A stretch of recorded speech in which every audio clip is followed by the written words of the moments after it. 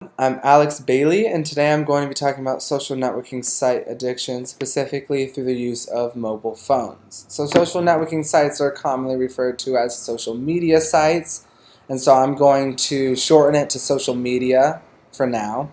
There are 5 motivations to use social media. One, surveillance. A lot of people just want to know what their friends are doing or know what's happening either at home or around the community. The second, escape. A lot of people want to get out of their lives or they want to get out of their socially awkward situation that they're currently in, and so they use social networking sites for that. The third, companionship.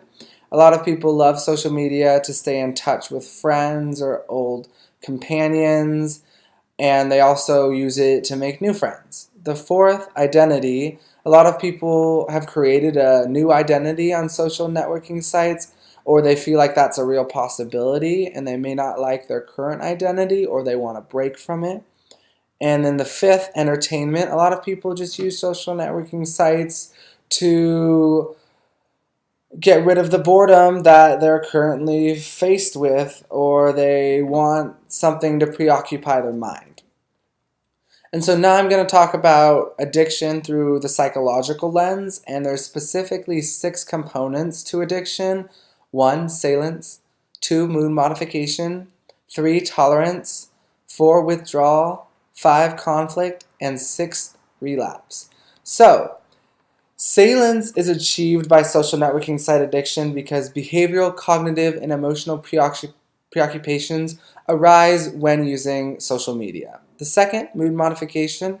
Engagement in social networking sites leads to a favorable change in emotional states. This happens with like buttons or seeing someone and feeling jealous or happy or sad. And then the third, tolerance, ever increasing uses of social networking sites over time. So this happens when you first download the app, you're maybe on it for 10, 15 minutes, and then a week later you're on it for an hour, and then a month later you're on it for multiple hours, and that usually is how most people spend their time every day.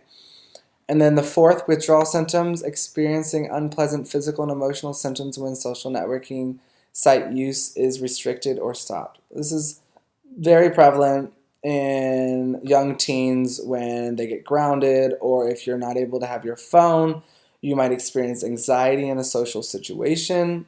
The fifth, conflict, is interpersonal and intrapsychic problems ensue because of social networking site usage.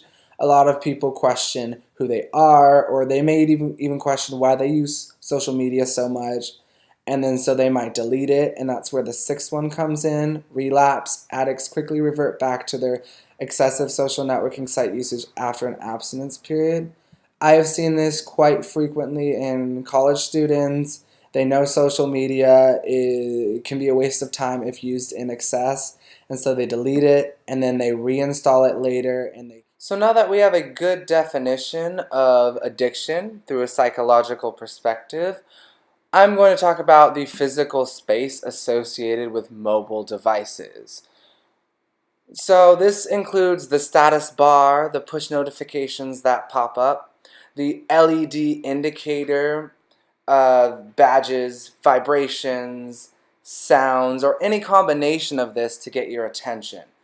This is very important to talk about because this is one of the leading reasons why people look at their phone or why they go on social media.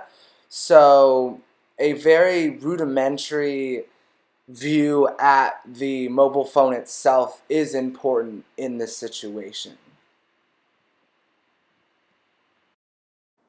There is a new term that has surfaced called user-centered design and addiction, and this is specifically towards social media employing various UI elements in order to get people hooked to their platforms.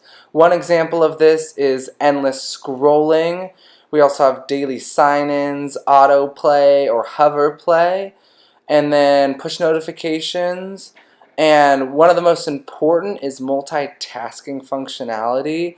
I know Snapchat sends push notifications, And Snapchat also has various ways for users to see news and other people's stories. Instagram sends notifications. It also has red alerts so that you really know when you're missing out on stuff. YouTube specifically has an autoplay that will keep playing videos even when you've stopped interacting with your device. Messenger has an overlay function that allows you to respond to a message but not exit out of your current application. So you're really able to use their application on top of anyone else's. All of these functionalities make it incredibly hard for users to get away from social media and to free themselves from their social networking site addiction. When users finally realize that they're addicted to their smartphone and furthermore addicted to social media, they react in the following ways. They turn their smartphone down, they keep their smartphone in a separate area, they disable data connection, they change into silent mode or they change into airplane mode. They can also change into do not disturb mode if they have an Apple device, or they can just uninstall the applications. The last thing I want to go over is the side effects of social media excess, and that is fatigue, interruption, depression, social anxiety, impulsivity, multitasking mania, constant need for gratification, impatience, symptoms similar to ADD or ADHD, and sleep deprivation. So technology isn't going away anytime soon, and people need to learn to cope with social media. It's not like you can cut it out of your life altogether. It is a very important aspect of our society, but using it in moderation instead of excess is a goal that everyone should have. Thank you guys for watching, and you can check out my description for all of my resources.